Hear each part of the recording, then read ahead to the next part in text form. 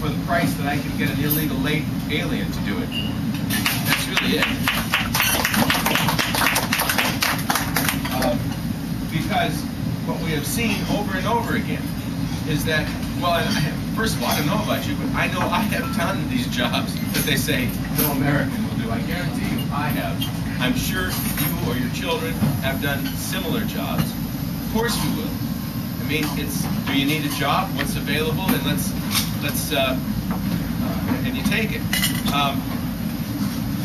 But the ability to exploit illegal labor, of course, skews the marketplace dramatically, and it allows corporations to do things like not invest. It encourages them not to invest in things like technology that would improve the productivity of their workforce. When we had the Bracero program here in the United States, I remember that and this was a program where Mexican labor came into the United States, primarily used in the agricultural area, and they wanted to do an end to it. They wanted to make an end to it because they said it was not kind enough to the people who came in because they couldn't bring in their own families. So they ended the program. And I remember that the tomato growers saying, "We will go out of business if this Bracero program ends. We'll go out of business." But of course they did not go out of business. What they did was automate. And now they are twice as productive. They plant with a tractor, they harvest with a tractor. And yes, it's tomatoes. To grow fruit. I saw not too long now, I don't know if you guys ever watched the History Channel. I watch the History Channel all the time. Fall asleep to it. My wife punches me and goes, hey, turn that out. Don't worry, the Germans are going to lose.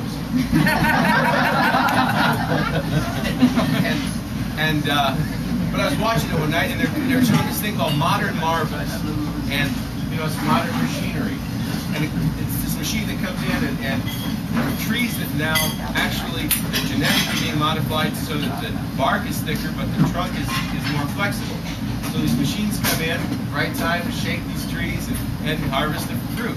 Well, you know what? That's what happens when, of course, you allow technology to advance, but it stymies it when you have millions of illegal laborers coming into the country. So it has that kind of an economic impact on the country. It stops our development of technology. It is also, as I said, a national security issue because coming across the borders are people who are really looking to do very bad things. I mean, not just the drugs that are overwhelming us. And by the way, those drugs coming across creates enormous problems of corruption, even on the border. Corruption doesn't stop at the border. People are being corrupted by it on our side also. Our border patrol agents, our customs officials.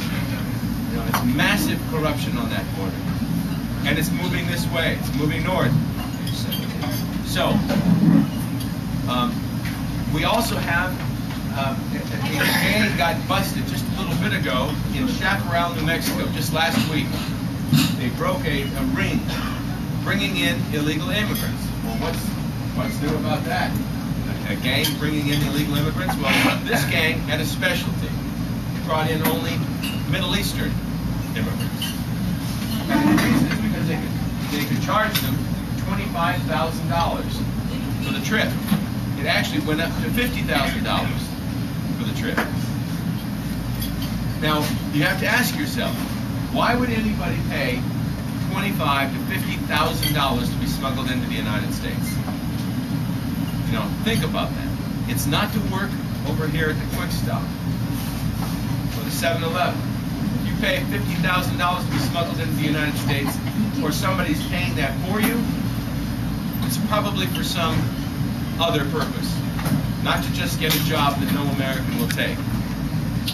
And there are people now, the FBI has finally admitted to the fact that there are now a lot of people in this country in cells who have come across that border illegally or come into the country with visas and simply stayed. Then there's the impact on the culture itself. We cannot deny this. It is occurring. It is something that is difficult to talk about. People people are shy about discussing this, but I think we have to discuss it. It is an impact on our culture, especially on the language. We are becoming a bilingual nation. This is not a good idea. Bilingualism on the part of individuals, fine. On the part of a nation, not so fine. It splits countries up, and it's more than splitting you up on linguistic lines. It's split up on all kinds of lines, including allegiances, cultures, families. Everything gets divided on language. You know, there was a lady that wrote me an interesting letter. I think I still have. She's from Denver, Colorado, and her name is Diane Myers. And Diane wrote this letter, and it said it was about an incident that occurred in a Walmart store in Monterey, California in 2001. And I really have kept it this long because I really have, it's kind of profound, I think. It said, I was looking for toddler crew socks. I asked several women that worked there where I could find them. Each one I asked said, no English. Couldn't speak English. Didn't know what crew socks were. I saw a black woman stocking the shelves at the back of the store. I went to ask her if she could tell me which department I could find toddler crew socks. She was very helpful and took me to the department. As we were walking, I told her that I had asked several of the women in the front of the store, but they spoke no English, and they were of no help to me. She stopped in her tracks and she said, you know, I always knew something was going to bring us together. Who'd have thought it would be language? And it's true, language does bring people together. And especially in a country like ours, where we have so many people coming from so many different places, so many different backgrounds, so many different languages, so many different religious experiences. When they come to America, there's something we need to do in order to begin the process of assimilation. And that something is to learn the English language. And I don't think that's too much to ask of anyone. And it's important to ask of them because it's the way in which we begin to bond together as a society.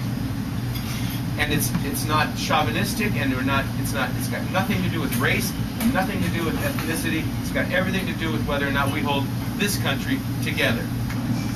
I was given this.